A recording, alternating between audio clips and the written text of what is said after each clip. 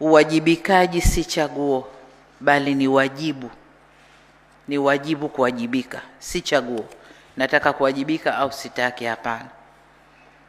Na wajibu huu hauishi kwenye taasisi hizi tatu pekee, bali kwenye taasisi unatuhusu viongozi wote wa umma na Watanzania wote kwa ujumla.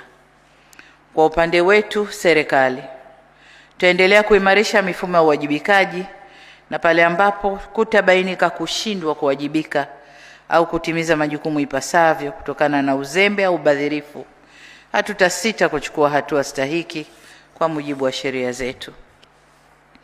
Hivyo ni imani yangu kwamba tutakaposimamia rasilimali zetu kwa uadilifu na uzalendo, tutaimarisha uwajibikaji na kuharakisha maendeleo ya taifa na usawi wa wananchi wetu.